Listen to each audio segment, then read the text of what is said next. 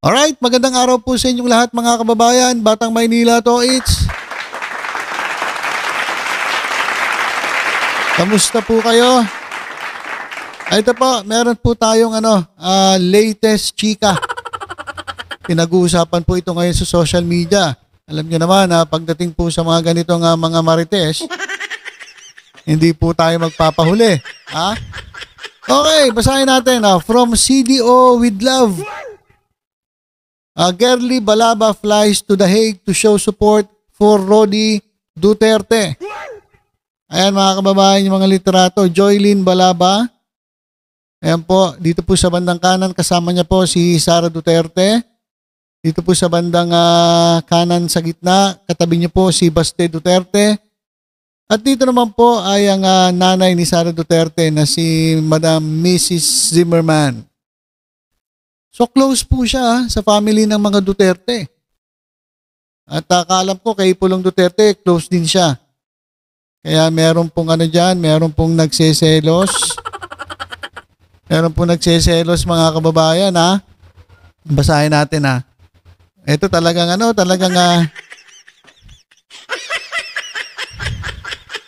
love knows no distance. Cagayan de Oro, City Councilor Joylyn Girly Balaba. Ito pong rumored girlfriend of former President Rodrigo Duterte recently flew all the way to The Hague to show support for the detained former leader. Ayan mga kababayan. So hindi niya nakita si Duterte dahil napakahigpit po ng International Criminal Court's visitation rules. Ang pwede lang daw pumasok dun sa loob by lawyers at immediate family members. Ayan dyan po sa detention facility. At dahil hindi nga siya nakapasok, ang ginawa po niya ay siya po ay sumama dun sa mga supporters dyan po sa labas ng ICC Detention Center.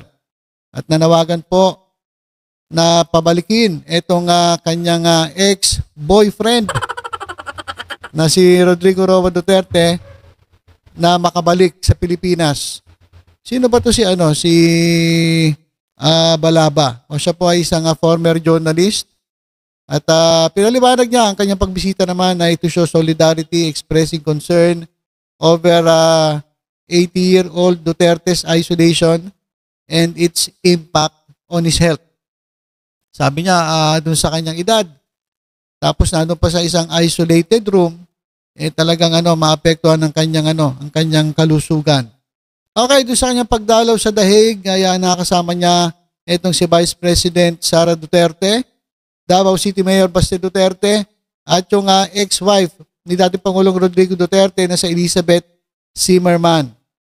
So, nagkaroon sila ng chance encounter dyan po sa pamilya Duterte, sapagkat during that time ay nagsiselebrate din ng birthday itong si VP Sara Duterte.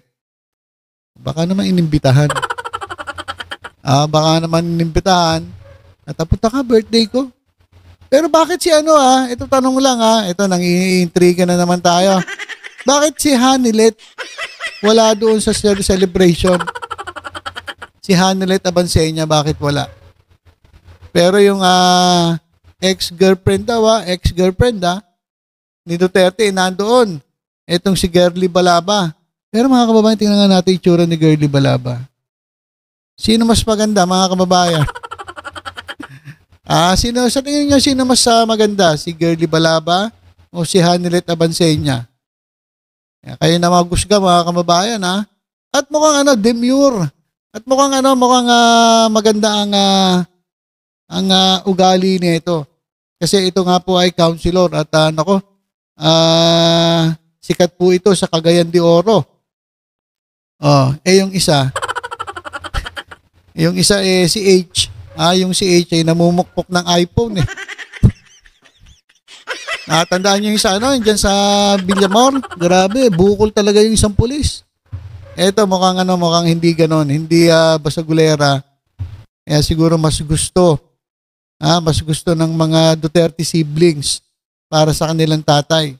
Kasi mga kababayan, tanggap na nila na talagang hiwalay na itong si Digong Duterte dito kay Elizabeth Zimmerman. Matagal na nilang tanggap.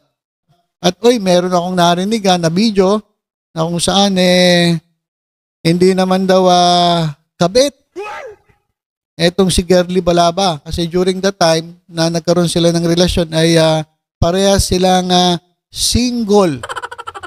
Parehas silang single. Walang masama. Kumbaga hiwalay na sila ni Elizabeth Zimmerman nung sila ay naging lovers, mga kababayan. At ito dun sa sa isang kampanya, during dun sa kampanya, inendorso ni VP Sara Duterte itong re-election bid ni Balaba. At tinukso pa, mga kababayan, itong councilor about dun sa relationship niya with Digong Duterte. Tinawag niyang mami. Nako. Merong isang nagseselos At tinawag niyang mami. At may kanta pa si Sara Duterte nung kanta ni Barry Manilow, Somewhere Down the Road. Yan. During the PDP campaign rally dyan sa Cagayan de Oro. So talagang close sila kay Balaba, kay Girly Balaba. Close sila. Doon sa kabila, close ba sila doon sa kabila?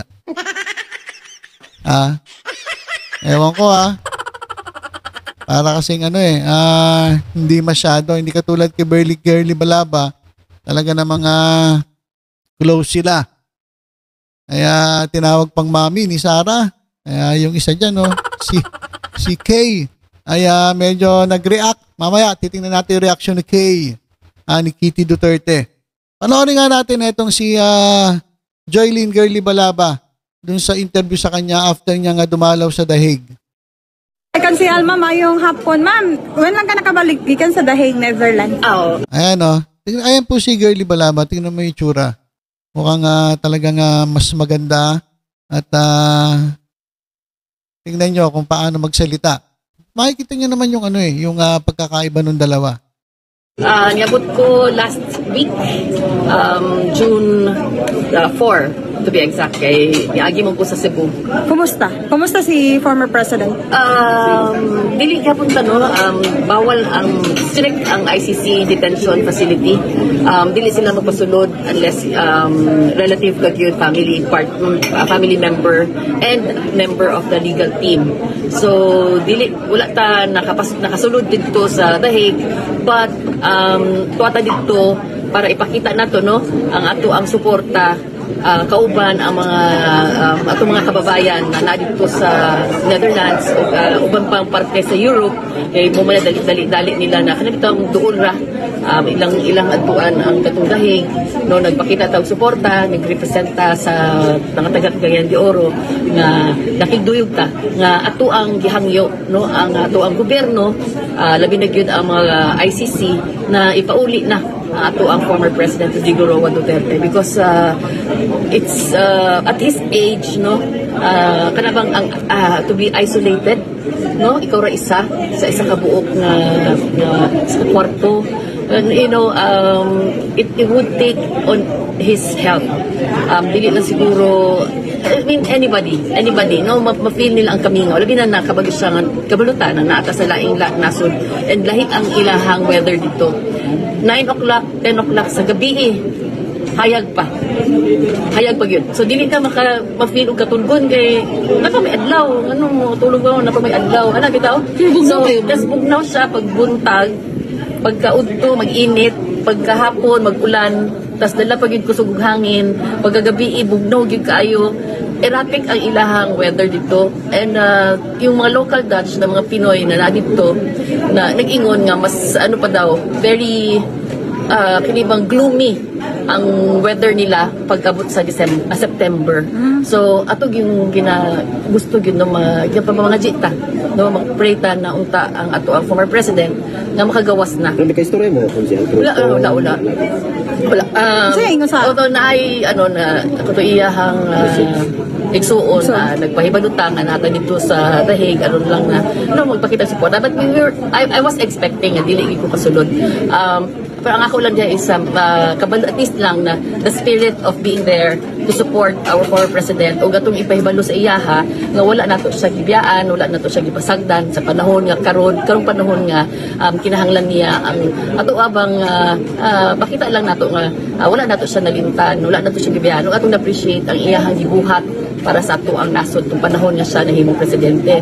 Okay, so yan mga kababayan, yan po si Girly Balaba, yung rumored ex-girlfriend ni Rodrigo Roa Duterte na pinagseselosan ni Kay Duterte. Ito mga kababayan, puntahan na natin itong nag-post kasi itong si Veronica Duterte dun sa kanyang social media. Haba, oh. Haba. Basahin natin mga kababayan yung post ni Kitty Duterte. It has come to our attention that a certain individual that has formerly worked or has been associated with my father, PRRD, has been making claims about the duties that they have performed for him. Some of the details even include trying to act as his partner in order to gain access and visit him to get information to be used for some unkind purpose. So parang parang nambibintang parang nambibintang si Kitty Duterte dito gusto raw pumasok nung etong certain individual para daw makakuha ng impormasyon para sa unkind purpose. Parang hindi naman nata ganun kasi nung pumunta etong si Girly Balaba diyan po sa Dahig, ay welcome na welcome po siya sa mga Duterte siblings. So, nandun nga siya may mga picture, di ba? Pinakita ko sa inyo ito. Ayan close na close sila Alam ko pati kay Pulong Duterte. So mas boto. Hindi nga pinag-aaway natin yung dalawa, hindi naman. Mas boto mga kababayan tila ba mas boto tinawag nga ni Sara Duterte na mami. Di ibig sabihin mas boto sila dito kay Girly Balaba para kay Digong kaysa dun kay kay H. Kasi mahirap baka pukpukin ka ng iPhone, bukol ka. So, do your friends know the inappropriate messages you send PRRD? Well, your family does. To this certain individual, I am telling you that if my mother has been tolerating your behavior, I will not. Atapang babae. Etong si Kitty Duterte tapang Kung yung nanay niya daw ay tatahitahimik lang at hinahayaan ka lang, siya naman daw ay hindi. Magkaiba daw sila ng nanay niya. We have totally different temperaments, and should you show that audacity you have, you come up to me. Tapang. I am not blind to my father's ways. In fact, none of us in the family have tried to raise any facades acting like we are pure. I am old enough to comprehend these sentiments toward romantic partnerships, and because I know him, I know who is fooling who. To the supporters and bloggers, it is not your fault, and I understand that fake news does get around deftly. It is up to you to believe me or not. But more than anyone, I know PRRD best. I am his daughter, his blood. I have the most right to make such claims about what he wants or says. My siblings and the people close to PRRD have been notified about this individual already. They know the truth. They stand with it. I was in The Hague for 3 weeks, yet this person was nowhere to be found. Hidden from the cameras and hidden from sight. What happened to your guts the moment I left? It was only my mother there. You grew the balls again. Why don't you come back to the Philippines so we can exchange words? You and I without your backer, of course. We urge everyone to be discerning, critical, and skeptical. Take time to validate the claims that you receive from these persons. Do not fall for fake news or claims. Daghang salamat. Ayan mga kababayan. At eto mga kababayan, meron pong post dyan po sa X. Sabi dito, ngayon alam mo na Kitty, na hindi lang yung ina mo ang kabit. Grabe.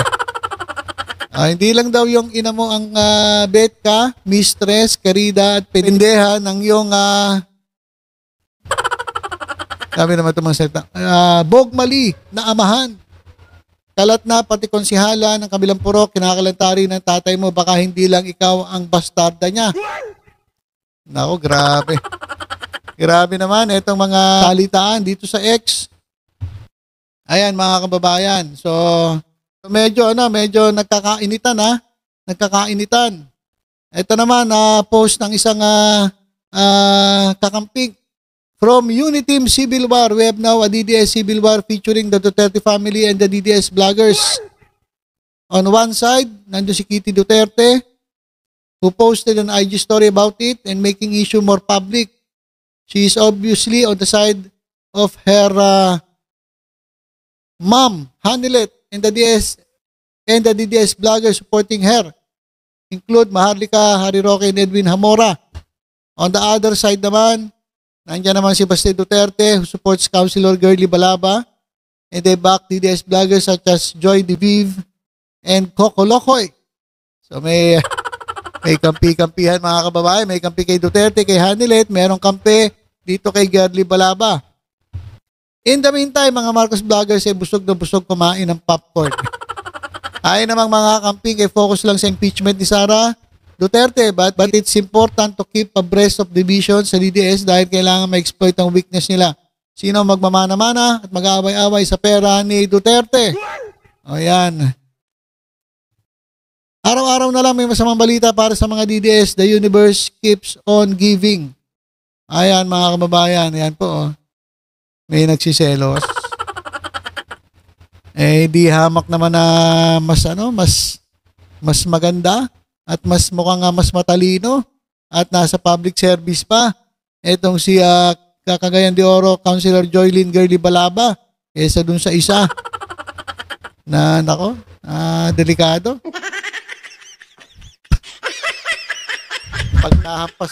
Pag nahampas ka ng iPhone sa ulo, talaga nga bukol talaga. So, siguro yung kaya siguro mas close etong Duterte siblings dito kay di umano ex-girlfriend ni dati Pangulong Rodrigo Duterte. At ito naman si Kitty Duterte ay galit na galit dito sa, hindi nga pinangalanan ayaw niyang pangalanan. Siguro pag narinig niya yung pangalan, nabibisit siya. Basahin nga natin itong ilang komento bago tayo magtapos. Ayaw nila SP at B. Alam niyo na yun kung sino yun, si SP at B. KH. Dahil solotera kay D. Nanay Christy. Hi po, kamusta ka na Nanay Christy? Para na akong neto, para akong ano ba to? Blind item. Ayaw nila SP at B, KH, dahil solotera kay D. Ngayon na may kahating kabit. Pero sabi hindi raw kabit kasi single nga Single daw sila. Nung para silang single, etong si G at etong si D. Galing. Showbiz ang dating natin So single daw sila, so hindi raw kabit si G. Ngayon may kahating kabit si H, feeling threatened si bastardang K. Alam niya na yung K kung sino. Kaya siya galit kay G na mas sariwa. Kita naman di ba? Kita naman natin Kaysa sa nalantang ang palaya niya. Grabe naman ito. Nainahin niya na si H. Grabe naman to. Talagang grabe itong mga post na to Ganito ang napapala ng mga bogmali at betka. Ayan, pinabaligtad ko kasi baka masyado naman ang mga pananalita na ito. Ito pa It is said that the 30 siblings disapprove of H. Hanilet kasi lumalabas na si H daw ay more than just a betka or GF dahil nagsama sila. Unlike his other rumor GF, syempre they resent her cause pinagpalit ni Gongdi ang mother nila kay H. Kaya naman para mas okay sa kanila si Girly B dahil parang nakaganti sila kay H in a way. Someone told me pag may affair daw sa balay ni Dudes, di nagpupunta ang mga anak pag nandun si H. So, syempre naman, logically, hate ni Kitty yung si GB dahil GF ng tatay niya. Ay, ambot, oy! Ang gulo nila. Ayan, mga kababayan. Ito naman sandali. Sino si GB? Ito naman tagal-tagal natin nag-usap. Di ba pakilala si GB? Yan, Girly Balaba. Dating newsreader sa ABS-CBN Davao. Ayan, Okay, so, nako. Ito na po, sila medyo may kampi-kampihan. Isa doon kay Kitty, kay H, at doon naman sa isa kay GB. At doon sa mga siblings na mukhang mas boto kay GB. Ito nga si S, si P, at si B. Ayan po ang ating blind item. Blind item na sobrang linaw. Alam na alam agad mga kababayan. Okay, so ilang mga kababayan, G na G. Ito pong si V dito kay GB. Dahil nga po mukhang mas close. Etong si SP at B dito kay GB. Kaya sinasabi niya na ito ay nagpapanggap na partner para magkaroon ng access, makakuha ng impormasyon para sa hindi magandang layunin. Ayan na may sabi lang ni V, mga kababayan. Okay, so ilang po muna mga kababayan, abang-abang tayo sa update dito po sa nangyaring chismis o marites, para tayong showbiz. At abang-abang tayo sa mga susunod pang mga mangyayari. Abangan natin ang susunod na kabanata tungkol dito. Okay, so for the meantime, tutok-tutok lang po dito sa Batang Maynila Toits. Ingat po tayong lahat. God bless po.